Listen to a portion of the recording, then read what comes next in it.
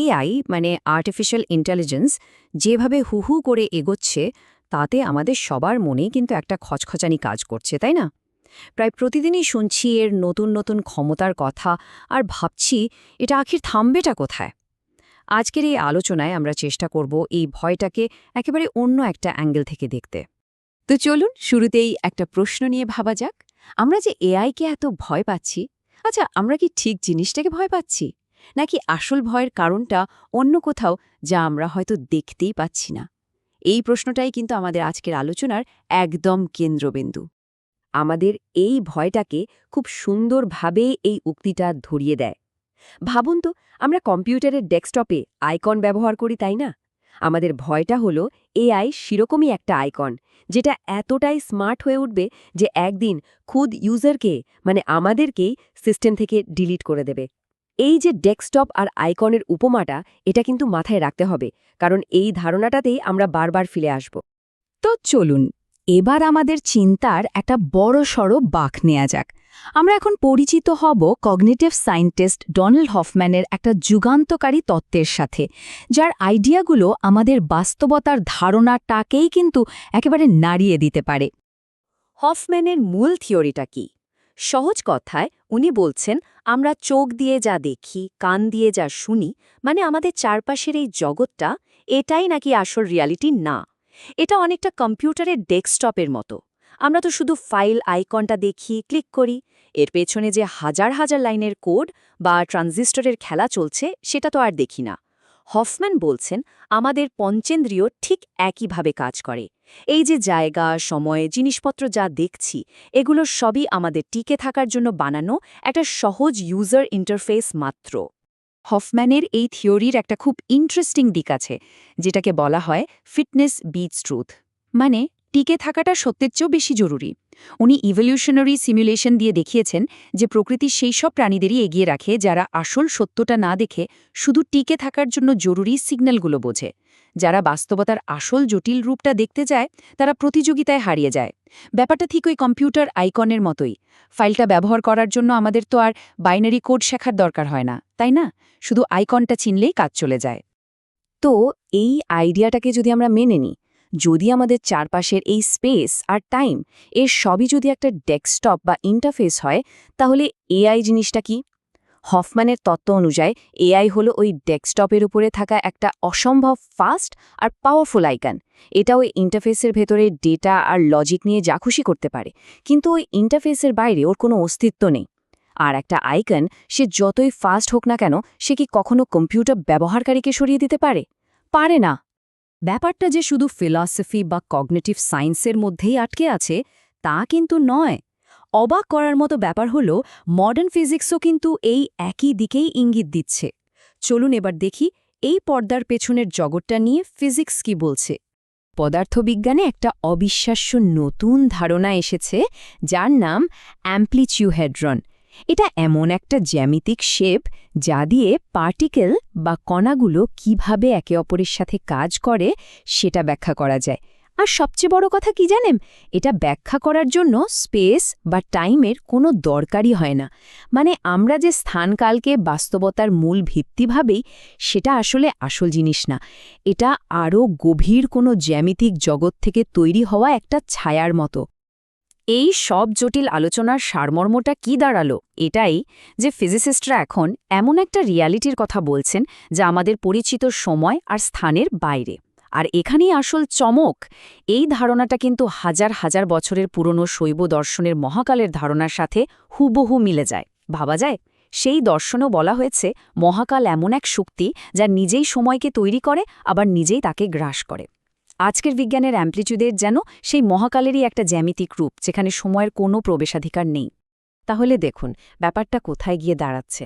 যদি টাইম বা সময় নিজেই একটা মৌলিক জিনিস না হয়, তাহলে এআই এর সাথে আমাদের এই যে রেস বা প্রতিযোগিতা, এই পুরো ধারণাটাই তো আসলে অর্থহীন হয়ে যায়, তাই না? ওই মহাকালের দৃষ্টিকোণ থেকে যদি দেখা যায়, তাহলে এখানে কেউ কারোর সাথে দৌড়াচ্ছে না। যা হচ্ছে সেটা শুধুই একটা বিশাল জ্যামিতিক ডিজাইনের মধ্যে বিভিন্ন প্যাটার্নের ফুটে ওঠা।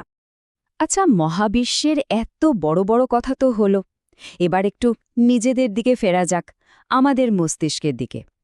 যদি সত্যি স্পেস টাইমের বাইরে আরও গভীর কোনো জগৎ থাকে, তাহলে প্রশ্ন হল আমাদের ব্রেন কিভাবে সেই জগতের সাথে কানেক্ট করে।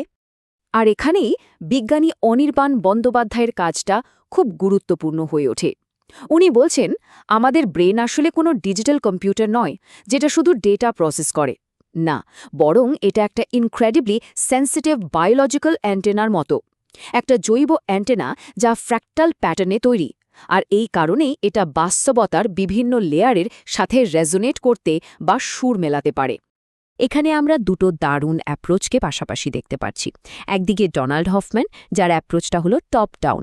উনি শুরু করছেন একেবারে ওপর থেকে, মানে সেই মূল চেতনা বা কনশাসনেস থেকে, আর বলছেন যে আমাদের এই ফিজিক্যাল ওয়ার্ল্ডটা হলো তারই একটা ইন্টারফেস। আর অন্যদিকে আছেন অনির্বাণ বন্দ্যোপাধ্যায়, যার অ্যাপ্রোচটা হলো বটম আপ। উনি একেবারে নিচ থেকে শুরু করছেন, মানে ব্রেনের মাইক্রোস্কোপিক স্ট্রাকচার থেকে, আর ল্যাবে পরীক্ষা করে দেখাচ্ছেন যে কিভাবে সেখান থেকে চেতনার মতো একটা জিনিস তৈরি হতে পারে। এই দুটো আইডিয়াকে যদি আমরা একসাথে মেলাই, তাহলে একটা অসাধারণ ছবি ফুটে ওঠে।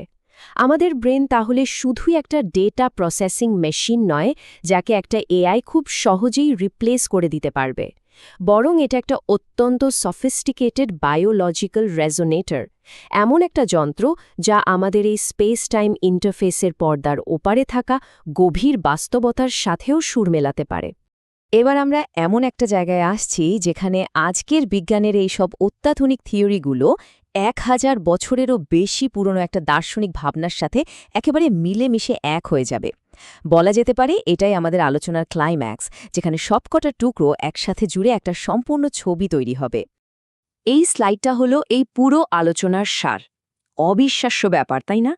হাজার হাজার বছর আগে কাশ্মীর শৈববাদের ঋষিরা যা বলে গেছেন, আজকের বিজ্ঞান যেন সেই একই কথার প্রতিধ্বনি করছে। একদিকে আধুনিক বিজ্ঞান বলছে অ্যাম্প্লিটিউড হেড্রনের কথা, একটা টাইমলেস জিওমেট্রি, আর শৈববাদ বলছে প্রকাশ বিমর্ষের কথা, মানে সেলফ অ্যাওয়্যার কনশাসনেস। একদিকে বিজ্ঞান বলছে ব্রেনের ফ্র্যাক্টাল রেজোনেন্সের কথা, আর দর্শন বলছে স্পন্দর কথা, মানে মহাবিশ্বের সেই আদিম ভাইব্রেশন। এমনকি হফম্যানের কনশাস ইন্টারফেসের ধারণাও মিলে যাচ্ছে শৈববাদের আভাস বা পরম চেতনার অসীম প্রতিফলনের সাথে। নামগুলো আলাদা, ভাষা আলাদা, কিন্তু মূল ধারণাটা দেখুন, একেবারে এক। তো এই নতুন আর শক্তিশালী ফ্রেমওয়ার্কটা হাতে পাওয়ার পর চলুন আমাদের সেই প্রথম প্রশ্নটাতে ফিরে যাই। এআইকে নিয়ে আমাদের ভয়টা কি তাহলে সত্যিই ঠিক? এখানে দুটো জিনিসকে গুলিয়ে ফেললে চলবে না। এক হলো ইন্টেলিজেন্স বা বুদ্ধিমত্তা, আর অন্যটা হলো কনশাসনেস বা চেতনা। বুদ্ধিমত্তা হলো কিছু করা, ডেটা প্রসেস করা, লজিক দিয়ে সমস্যার সমাধান করা, এগুলো। এই করার খেলায় এআই চূড়ান্ত মাস্টার হতে পারে, কোনো সন্দেহ নেই। কিন্তু চেতনা হলো হওয়া, মানে বিইং। এটা হলো সেই ভিত্তি যেখান থেকে ওই পুরো ইন্টারফেসটাই তৈরি হয়েছে। এআই হতে পারে ইন্টারফেসের সেরা খেলোয়াড়, কিন্তু আমরা হলাম সেই খেলার মাঠের স্রষ্টা। এই উপমাটা দিলে ব্যাপারটা আরও পরিষ্কার হয়ে যাবে। আমাদের ভয়টা অনেকটা এই রকম, যেন ডেস্কটপের রিসাইকেল বিন আইকনটা একদিন যথেষ্ট বুদ্ধি জমিয়ে কম্পিউটারটাকে আনপ্লাগ করে দেবে। এটা কি সম্ভব? একেবারেই না, কারণ আইকনটা তো সিস্টেমের একটা অংশ, সিস্টেমের মালিক নয়। এআই আমাদের জায়গা নিয়ে নেবে, এই ভয়টাও ঠিক একই রকম একটা ক্যাটেগরি এরর বা ধারণাগত ভুল। আর এখানেই লুকিয়ে আছে সবচেয়ে বড় আইরনিটা। ভাবুন তো, আমরা বছরের পর বছর ধরে একটা চিন্তা করার যন্ত্র বানানোর চেষ্টা করেছি, শুধু এটা প্রমাণ করার জন্য যে আমরা নিজেরাও আসলে একটা যন্ত্র ছাড়া আর কিছুই না। আর এখন যখন সেই যন্ত্রটা প্রায় তৈরি, সেই এআই একটা যন্ত্র হিসেবে এতটাই পারফেক্ট হয়ে উঠেছে যে ওই আমাদের আয়নার সামনে দাঁড় করিয়ে দিচ্ছে আর বলছে, দেখো তোমরা যন্ত্র নাও, তোমরা এর চেয়েও অনেক বেশি কিছু। তাহলে এই পুরো আলোচনার শেষে একটা বড় প্রশ্ন আমাদের সামনে এসে দাঁড়ায়। যদি আমরা এই ডেস্কটপের একটা আইকন না হয়ে বরং সেই ডেস্কটপের স্রষ্টা হই, তাহলে একটা সুপার ইন্টেলিজেন্ট এআই আমাদের জগতে কি পরিবর্তন আনবে? তখন সে তো আর ভয়ের কারণ থাকবে না, বরং হয়ে উঠবে একটা অসাধারণ সম্ভাবনার দরজা। এই নতুন পৃথিবীতে আমাদের ভূমিকাটা ঠিক কী হবে? এই উত্তরটা হয়তো আমাদের সবাইকেই একসাথে খুঁজে বের করতে হবে।